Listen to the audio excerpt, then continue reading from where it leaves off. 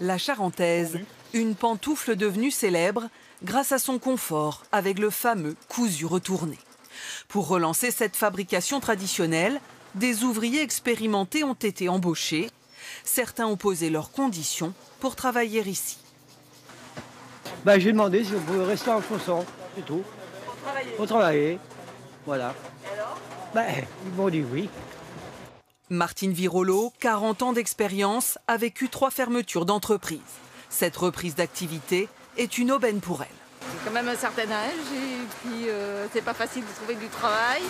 En plus, j'ai fait que ça toute ma carrière dans la chaussure, donc je ne voyais pas faire autre chose. Ça a été une chance pour moi, je suis très contente. L'âge d'or de la charentaise, les années 60. Ici à La Rochefoucauld, une dizaine d'ateliers qui produisent des milliers de paires. 30 ans plus tard, la concurrence asiatique emporte tout et en 2019, la dernière manufacture disparaît. Le sauveur de la production en Charente, c'est lui. Olivier Rondino et son associé viennent de relancer la production dans ce petit bâtiment. Dans la famille Rondino, on fabrique des charentaises depuis 4 générations.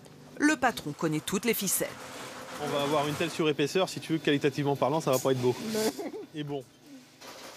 C'est même lui qui fabrique les aiguilles, introuvables aujourd'hui dans le commerce, tout comme les machines qui ont plus de 50 ans. Il y a une pièce qui est tombée, donc faut la remettre en place.